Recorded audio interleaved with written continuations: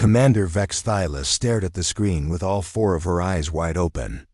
The blue glow from the monitor made her gray skin look even paler than usual. She had been working at this monitoring station for 12 years, and she had never seen anything like this before. "Commander, you need to see this," said Officer Crindle from across the control room. His voice was shaking just a little bit. "The sensors are picking up something strange." The monitoring station was built into a large asteroid that orbited the planet Kepler 442b. From here, they watched the empty space between the stars. Their job was to look for new ships, new signals, anything that might be interesting to the Galactic Confederation. Most days were boring. Most days nothing happened at all. But today was different. "Show me the data," Commander Vex Thyla said. She walked over to Crindle's workstation with quick steps. Her three-fingered hands moved fast across the control panel, pulling up the information. The energy signature was unlike anything in their database. The ship was big, maybe 300 meters long. It was moving through space at a speed that should have been impossible for something made of metal and chemicals. All the ships in the galaxy used energy crystals and quantum drives. This thing looked like it was built in someone's backyard. "Where did it come from?" she asked. "That's the problem, Commander. It didn't come from any known system. The computer says it appeared from nowhere, like it just jumped into our space without using any of the normal travel routes." Vex Thyla felt her stomach twist. Ships didn't just appear from nowhere. There were rules about how faster-than-light travel worked. There were paths through space that all ships had to follow. This ship was breaking those rules. "Maybe it's a new type of ship from one of the outer colonies," suggested Officer Zentara from the communications station. She was young, only 2 years out of the academy. "Maybe they built something we don't know about." "No," Vex Thyla said, shaking her head. "Look at the construction. It's all wrong. The hull is made of basic metal alloys. The engines are chemical-based. This is primitive technology, but somehow it crossed space between stars. That should be impossible." The room fell quiet except for the soft humming of the computers. All 6 officers on duty gathered around the main display screen. The unknown ship was getting closer to their position. Soon it would be close enough for detailed scans. "Commander," Crindle said quietly, "should we follow first contact protocols?" First contact protocols were the rules for meeting a new species for the first time. The Galactic Confederation had done this hundreds of times over the past 1,000 years. It was always the same. Send a friendly greeting, offer gifts, invite them to join the peaceful community of space-traveling species. But something felt wrong about this situation. "Run a full scan first," Vex Thyla ordered. "I want to know everything about that ship before we make contact." The scanning beam reached out across space and touched the unknown vessel. Immediately, the computers began processing the information. What they found made everyone in the room step back from their stations. "Commander," Officer Zentara's voice was barely a whisper. "The ship is broadcasting." "Broadcasting what?" "Multiple signals on dozens of different frequencies. The computer is trying to decode them now." The main speakers crackled to life. At first, there was only static. Then, slowly, voices began to emerge from the noise. They were speaking in a language that the computer didn't recognize, but the tone was clear. These were not the voices of peaceful explorers. "Those sound like military communications," said Officer Crindle. "Tactical reports, status updates, battle planning." "Battle planning?" Vex Thyla felt ice form in her veins. "Are you sure?" "The computer is analyzing the voice patterns and communication structure. It's definitely military in nature." "These aren't scientists or diplomats, Commander. These are soldiers." The unknown ship was now close enough for visual scanning. The image that appeared on the main screen made everyone gasp. The ship was covered in weapons. Not the energy weapons that most civilized species used for defense, but kinetic weapons, mass drivers, missile tubes, rail guns. This was a warship built for one purpose, to destroy other ships. But they're primitive, Officer Zintara said. How could they be a threat to anyone? Their technology is hundreds of years behind ours.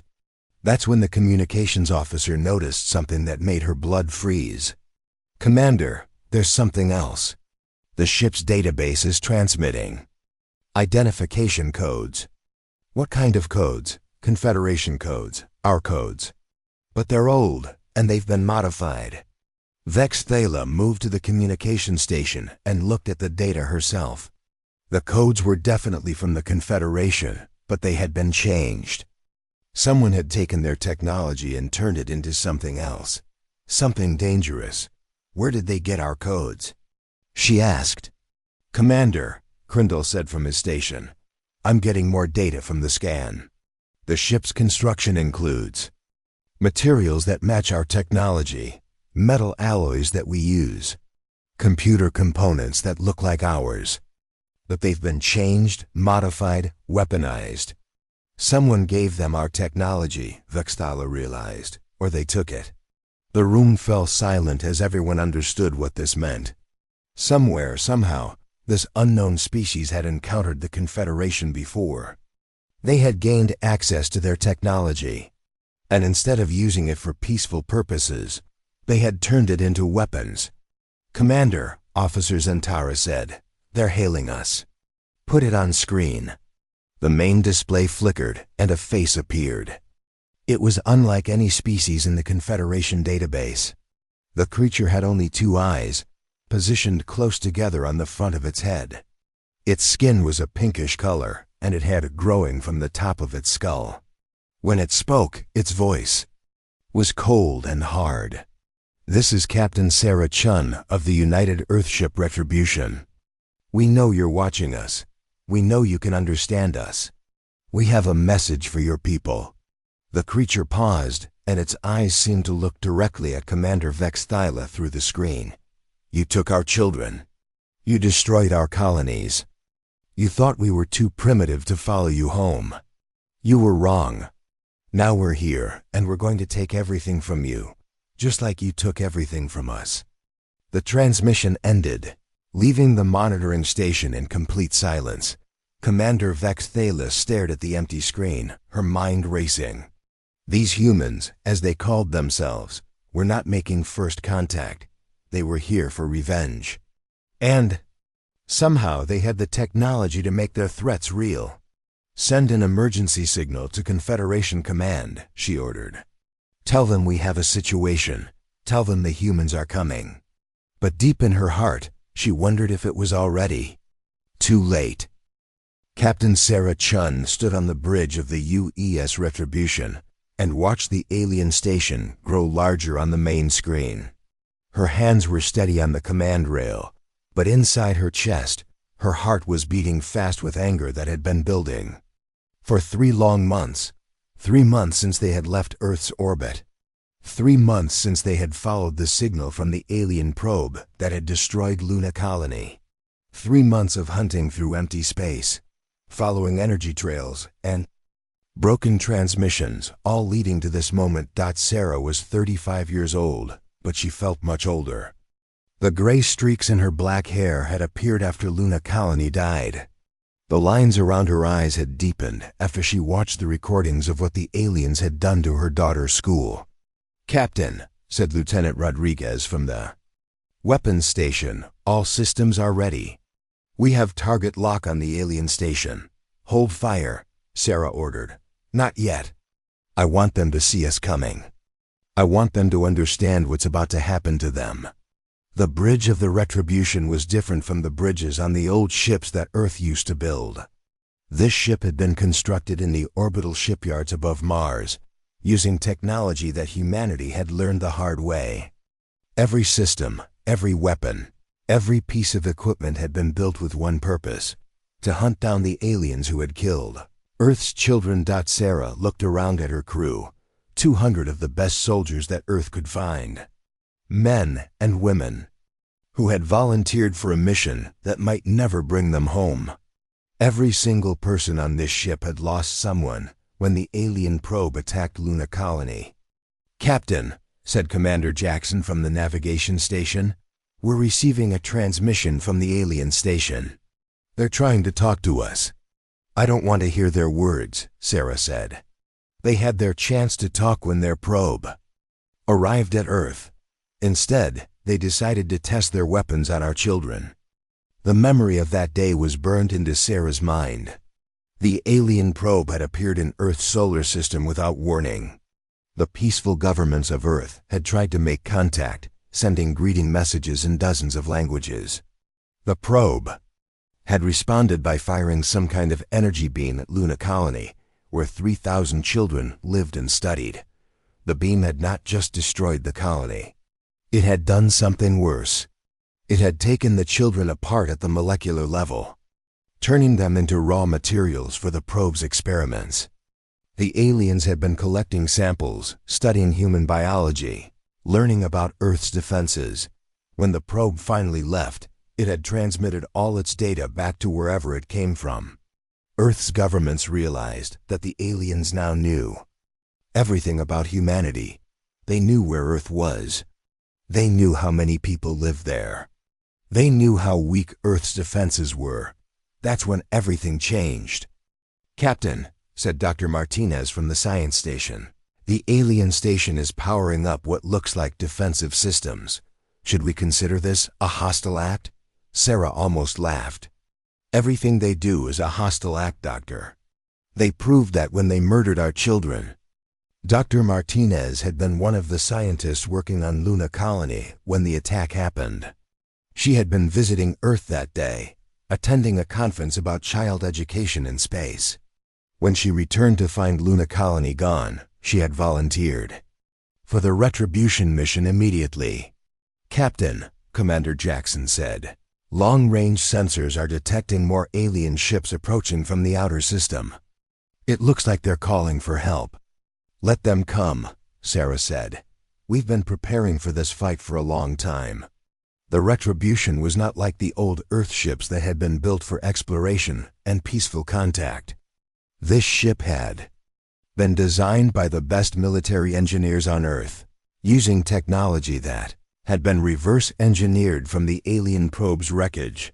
When the probe had finally been destroyed by Earth's combined military forces, it had taken months of fighting and cost thousands more lives. But in the end, Earth scientists had been able to study the alien technology. They had learned how faster-than-light travel worked. They had learned how alien shields and weapons functioned. More importantly, they had learned how to make those technologies better. "Captain," Lieutenant Rodriguez said, "the alien station is hailing us again. They seem very concerned about our presence here." "Put them on screen," Sarah ordered. "Let me see their faces when I tell them what we're going to do." The main screen flickered and an alien face appeared. It was gray-skinned with 4 eyes arranged around its head. When it spoke, the ship's computer translated its words into English. "Unknown vessel. This is Commander Vesthyla of Monitoring Station 7. Please identify yourself and state your intentions. We mean you no harm." Sarah stepped forward so the alien could see her clearly. "Commander, my name is Captain Sarah Chun. I represent the human species from the planet Earth. 3 months ago, one of your probes attacked our colony and killed 3,000 of our children." The alien's 4 eyes went wide. We don't understand. Our probes are designed for peaceful exploration and sample collection." "Sample collection," Sarah repeated. "Is that what you call it when you break children apart at the molecular level? Is that what you call it when you turn innocent people into raw materials for your experiments?" "There must be some mistake," the alien said. "The Confederation would never authorize such actions. Our probes are programmed to avoid contact with sentient life." "Your probe didn't avoid contact," Sarah said. "It specifically targeted the place where our children lived. It studied them. It learned from them. and then it transmitted everything back to you. Sarah could see the alien's face changing as it began to understand. Fear was replacing confusion in its 4 eyes. Now I'm here to collect my own samples, Sarah continued. I'm going to study your technology. I'm going to learn about your defenses. And then I'm going to transmit everything I learned back to Earth. She paused, letting the alien absorb what she was saying. The difference between us is that when my people receive that data, we're going to use it to hunt down every single one of your kind. We're going to visit every world in your confederation. We're going to show you exactly what you taught us about sample collection. The alien was shaking now. Please, there must be another way. We can negotiate. We can make peace. You had your chance for peace, Sarah said. You threw it away when you decided our children were just research materials. Now you're going to learn what it feels like to be someone else's experiment. Sarah nodded to Lieutenant Rodriguez. Cut the transmission. Begin the attack. The screen went dark, and the Retribution's weapons came alive with deadly light. Commander Vix Thylo watched in horror as the human ship's weapons fired at her station. But instead of the destruction she expected, something impossible happened. The energy beams from the station's defense systems hit the human ship and simply disappeared. What's happening? She shouted to Officer Crindle. Why aren't our weapons working? Crindle's 3 fingers moved quickly across his control panel, checking and rechecking the readings. Commander, the sensors show that our energy beams are hitting the human ship, but they're not causing any damage. It's like the ship is absorbing our attacks. That's impossible, said Officer Zintara from her position at the communications station. No ship can absorb that much energy without being destroyed. But the scan results didn't lie. The human ship was not only surviving their attack, it was somehow using their own weapons against them. The energy that should have destroyed the ship was being collected and stored somewhere inside the human vessel. Commander, Crindle said, his voice shaking, I'm detecting something strange about the human ship's hull. The computer is showing that it contains materials that match our shield generator technology. Vex Thala felt her blood turn to ice. They're using our own technology against us. It's worse than that, Dr. Felinara said from the science station. She was the oldest member of the crew, with over 40 years of experience studying alien technology. The scans show that they haven't just copied our shield generators, they've improved them. They found a way to make our technology work better than we ever imagined. The human ship moved closer to the station, and now Vex Thala could see details that made her stomach twist with fear. The ship's hull was covered with a pattern that looked familiar, but wrong at the same time. It took her a moment to realize what she was seeing. Those are Zephyrian shield generator plates, she whispered. But they're arranged in a pattern that we never designed. They've turned our defensive technology into something else entirely. Commander, Officer Zentara said urgently, I'm receiving strange signals from the human ship. They're broadcasting on frequencies that should be impossible to access. What kind of signals? That's the problem. The computer can't decode them properly, but they seem to be affecting our systems. Some of our equipment is starting to malfunction. As if to prove her point, the lights on the bridge began to flicker. The main display screen showed static for a few seconds before clearing. The computer systems were running slower than normal, as if something was interfering with their basic functions. The humans are using some kind of electronic attack, Dr. Felinara said. But this isn't like anything in our database. This is something new. How can a primitive species develop technology that we don't understand? Vex Thala asked. Dr. Felinara looked at her with all 4 eyes wide with fear. Commander, I don't think they developed this technology. I think they stole it from us and then made it better. The truth was starting to become clear, and it was more terrifying than anything Vex Thala had imagined. The humans had not just encountered Confederation technology by accident. They had actively hunted down and captured alien ships, They had studied every piece of equipment, every system, every weapon. And then they had improved everything. "Commander," Crindle said, "the sensors are detecting something else. The human ship is broadcasting audio signals that are causing physical pain to anyone who hears them." "What do you mean?" "The computer is analyzing the sound patterns. They're using frequencies that affect Zephyrian nervous systems directly. It's like they studied our biology and designed the sound specifically to hurt us." That's when the screaming started. At first, it was just a faint sound coming through the communication system. But quickly, it grew louder and more intense. The sound was unlike anything any of them had ever heard. It was the sound of voices crying out in terrible pain. But the voices were speaking in Zephyrian language. "Turn off the communications," Vexthala ordered, but Officer Zentara was holding her head with both hands, her face twisted in agony. "I can't. The signal is coming through all our systems. It's not just audio, Commander. It's affecting our minds directly." The screaming continued. And now Vexthala could make out individual voices. They were Zephyrian voices calling for help, begging for mercy, crying out in languages from different colonies across the Confederation. "Commander," Dr. Felanara said, her voice barely audible over the terrible sounds, "I recognize some of these voices. They're from the missing ships, the ones that disappeared over the past year." The horrible truth hit Vexthala like a physical blow. The humans had not just captured alien technology. They had captured alien people. And somehow they had turned the voices of their prisoners into a weapon. "How is this possible?" she asked. "The humans must have found a way to record and manipulate neural patterns," Dr. Felanara explained. "They're broadcasting the actual brain activity of captured Zephyrians.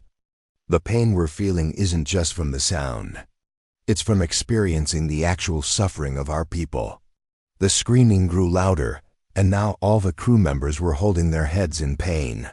The sound was not just entering their ears. It was somehow reaching directly into their minds, making them feel the terror and agony of every captured Zephyrian. "Commander," Crindle managed to say through gritted teeth, "the human ship is moving to a new position. They're preparing for another attack." Vexthala forced herself to look at the main screen through the pane. The human ship was now directly in front of the station, close enough that she could see individual weapon ports along its hull. But these weren't normal weapons. They had been modified with alien technology, turned into something that no peaceful species had ever imagined. "They're not just using our technology," she realized. "They're using our people as weapons." The human ship fired again, but this time the attack was different. Instead of energy beams, it launched projectiles that moved at impossible speeds. When the first projectile hit the station's outer hull, it didn't explode. Instead, it began to drill through the metal, cutting deeper and deeper into the structure. "Commander," Dr. Felanara said, "those projectiles contain miniaturized versions of our own mining equipment. They're using our tools to tear apart our station from the inside." As the drilling sounds echoed through the station, mixing with the screaming voices of captured Zephyrians, Vexthala finally understood the true horror of what the humans had become. They had not just learned to use alien technology. They had learned to turn every aspect of alien civilization into a weapon. Their tools became instruments of destruction. Their voices became weapons of psychological torture. Their peaceful exploration technology became the means for hunting and capturing entire species. The humans had taken everything that made the Confederation civilized and twisted it into something monstrous, and they were just getting started. Commander Vexthala thought the nightmare was over when the human ship stopped firing. But then something happened that made her realize the real horror was just beginning. The human ship opened. Large sections of the hull began to move, apart like flower petals. From inside the ship, hundreds of smaller vessels began to emerge. They poured out of the larger ship like angry insects leaving a nest. "What are those?"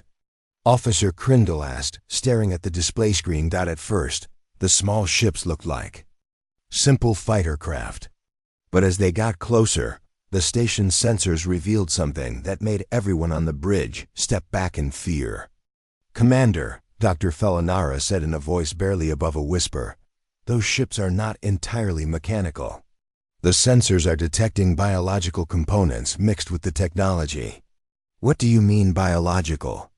Vexthala asked, though she was afraid to hear the answer. "The computer is showing living tissue integrated with the ship systems. Neural pathways connected to navigation computers. Organic brain matter linked directly to weapons controls." The horrible truth became clear as the fighter ships moved closer. The humans had not just put pilots inside the small ships. They had connected the pilots directly to the ships themselves, creating creatures that were part human and part machine. "Commander," Officer Zentara said, "I'm receiving communications from the fighter ships. But they're not normal radio signals. The transmissions are coming through neural pathways, like thoughts being shared between connected minds. Can you understand what they're saying? The computer is trying to translate, but the language is strange. It's like the pilots are thinking in multiple languages at the same time. Human thoughts mixed with Zephyrian concepts mixed with something else entirely." On the main screen, the fighter ships moved with perfect coordination. They didn't fly like individual craft piloted by separate people. Instead, they moved like parts of a single organism, each ship knowing exactly what all the others were doing without any visible communication. "They're not separate pilots," Vexthala realized. "They're all connected to each other. The humans have created a collective mind." Dr. Fellinara was studying the sensor readings with growing horror. "Commander, the biological components in those ships aren't just human. I'm detecting neural tissue from multiple species, Zephyrian brain matter, Altarian nerve clusters, Centauri thought processors. The humans have taken the best parts of different alien minds and combined them with their own." The fighter ships began to surround the monitoring station, moving in patterns that were impossible for normal pilots to achieve. They flew in formations that required split-second timing and perfect understanding of what every other ship was doing. "Commander," Crindle said urgently, "the station's defense turrets are trying to target the fighter ships, but they can't get a lock. The ships are moving in ways that our computer systems can't predict." "That's because they're not moving like machines," Dr. Fellinara explained. "They're moving like a living creature. Our targeting systems are designed to track mechanical flight patterns, not organic thought processes." One of the fighter ships flew directly past the bridge windows, close enough for them to see inside the cockpit. What they saw made Officer Zentara scream. The pilot was human, but barely recognizable as such. Cables and wires were connected directly to his skull, disappearing into his brain.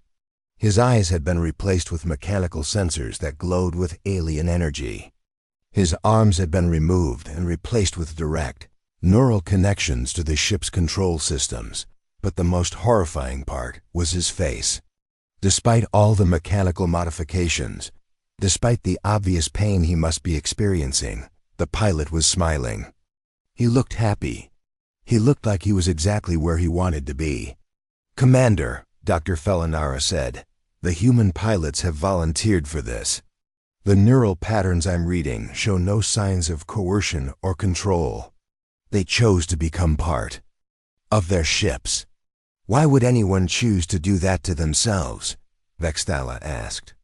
"Because they remember what happened to their children," said a new voice.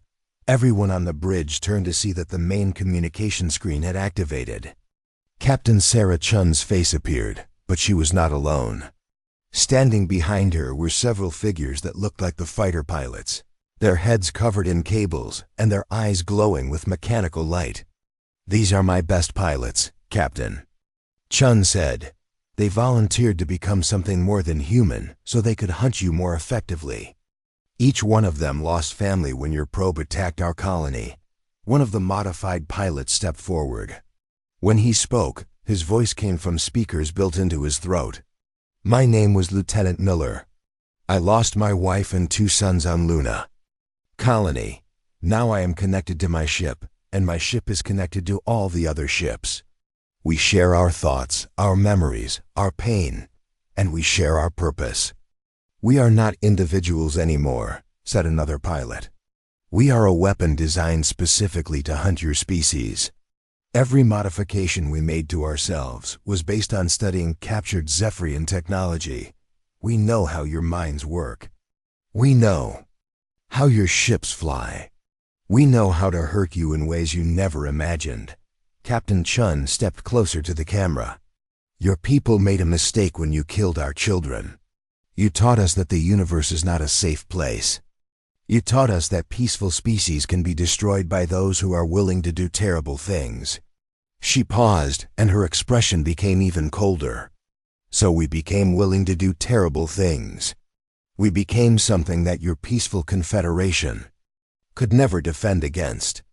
We became monsters because monsters were what we needed to be to get revenge. On the sensor displays, more fighter ships were still emerging from the human carrier. The stream seemed endless, as if the large ship contained an army of hybrid creatures waiting to be released. How many ships do you have? Vexthyla asked. Enough, Captain Chun replied. We've been building this fleet for 3 months, using technology taken from every alien ship we've encountered. Each fighter contains the best parts of human determination, Zephyrian intelligence, Altarian reflexes, and Centaurite tactical thinking. But your pilots, Dr. Felinara said, what you've done to them is horrible. You've turned them into machines. No, said Lieutenant Miller, his mechanical voice somehow conveying emotion. We've turned ourselves into exactly what we need to be. We are faster than any normal pilot. We are smarter than any individual mind. We are connected in ways that make us impossible to defeat in battle. And we remember everything, added another. Pilot, every child who died on Luna Colony, every family that was destroyed, every innocent person who was turned into raw materials for your experiments. We carry all of that pain, and we use it to make us better hunters. The fighter ships began to move into attack formation around the monitoring station. Their movements were so perfectly coordinated that they looked like a single organism preparing to strike. Commander, Crindle said desperately, we need to call for help. The defense fleet needs to know what's coming. But even as he spoke, they all knew it was too late. The monitoring station's communications had been compromised by the human psychological warfare signals. The defense turrets couldn't target enemies that moved like living creatures instead of machines. And the station's shields were useless against opponents who had learned to turn defensive technology into weapons. The humans had not just built a better army. They had built an army specifically designed to destroy everything the Confederation represented. An army of volunteers who had chosen to become monsters so they could protect what remained of their species, and they were about to show the Confederation exactly what monsters could do. The fighter ships stopped moving. They hung in space around the monitoring station like predators waiting for the perfect moment to strike, but they didn't attack. Instead, they just waited. Commander Vexthala watched the motionless ships on her screen and felt a fear deeper than anything she had ever experienced. The waiting was worse than the fighting. It meant the humans wanted something more than just destruction. Commander, Officer Zentara said quietly, Captain Chun is requesting to speak with you again. Put her on screen. Captain Chun's face appeared on the main display. Behind her, the modified pilots stood like silent guardians, their glowing eyes watching everything. When she spoke, her voice was calm and controlled, which somehow made her words more terrifying. Commander Vexthyla, my fighters could destroy your station in less than 5 minutes. You know this. I know this. Your sensors have shown you what we're capable of. Vexthala nodded slowly. There was no point in denying the truth. But I'm not here just to kill you, Captain Chun continued. I'm here to send a message to your entire Confederation. A message that will be heard on every world, every station, every ship in your territory. What message? The message is simple. Humanity is no longer hiding. We know where you live. We know where all of you live. Captain Chun moved closer to the camera, and her expression became deadly serious. Over the past 3 months, my ship has visited 17 different Confederation outposts. We've captured ships from 12 different species. We've downloaded navigation databases from 43 different vessels. We now have the complete location of every inhabited world in your territory. Dr. Felinara gasped. That's impossible. Those databases are protected by encryption that can't be broken. You're right, Captain Chun said. They can't be broken by normal methods, but we don't use normal methods anymore. We connect alien prisoners directly to our computer systems. We extract information directly from their minds. Your encryption means nothing when we can simply ask the pilots to remember where they've been. The horrible truth of what the humans had done was becoming clear. They had not just captured alien ships. They had captured alien crews and turned them into living databases. We know the location of the Zephyrian homeworld, Captain Chun continued. We know where the Altarian colonies are. We know the coordinates of the Centauri trade routes. We have detailed maps of every space lane, every defense station, every populated system in Confederation space. What do you want? Vexthala asked, though she was afraid to hear the answer. I want you to send a message to your government. Tell them that humanity is giving the Confederation exactly 72 hours to completely surrender. Surrender? What do you mean? Captain Chun's smile was cold and cruel. I mean the complete dissolution of the Galactic Confederation. I want every member species to officially withdraw from your alliance. I want all military cooperation to end. I want your mutual defense treaties to be canceled. You can't be serious. The Confederation has existed for over 1,000 years. It represents the peace and cooperation of hundreds of species. And in 3 days, it will be nothing but a memory. Captain Chun gestured to someone off-screen, and new information appeared on the monitoring station's displays. Star charts showing Confederation territory, lists of inhabited worlds, population counts for major colonies. If the Confederation refuses to surrender, Captain Chun said, humanity will begin a systematic campaign of extermination. We will visit every world on these lists. We will hunt down every ship, every station, every outpost. We will not stop until every member of every Confederation species is dead. You're talking about genocide, Dr. Felinara said in horror. The murder of billions of innocent people. Innocent? Captain Chun's voice became filled with rage. Were the 3,000 children on Luna Colony not innocent? Were the families your probe killed not innocent? You started this war when you decided that human children were acceptable casualties for your scientific research. But most of our people had nothing to do with what happened at Luna Colony, Vexthala protested. Most of us didn't even know it happened. And most of the children on Luna Colony had nothing to do with whatever conflict your probe was investigating, Captain Chun replied. They were just in the wrong place when your people decided to test their weapons. She paused, letting that sink in. Now your entire Confederation is in the wrong place. You have 72 hours to fix that. What about negotiations? Vexthala asked desperately. What about finding a peaceful solution? Surely we can work together to prevent more violence. Captain Chun laughed, but there was no humor in the sound. Commander, you keep talking about peace as if it's something your people value. But your probe didn't come to Earth looking for peace. It came looking for resources and test subjects. That probe was acting outside of official Confederation policy, Dr. Felinara said. It was a rogue mission that wasn't authorized by our government. Maybe that's true, Captain Chun said. But when that probe transmitted its data back to Confederation space, what did your government do with the information? Did they send a diplomatic mission to apologize for what happened? Did they offer to help rebuild Luna Colony? The bridge fell silent. Everyone knew the answer. No, Captain Chun continued. Your government filed the data away and forgot about it. Earth was just another primitive world that had been properly cataloged. The death of our children was just an acceptable cost of expanding your scientific knowledge. We can change, Vexthala said. The Confederation can learn from this mistake.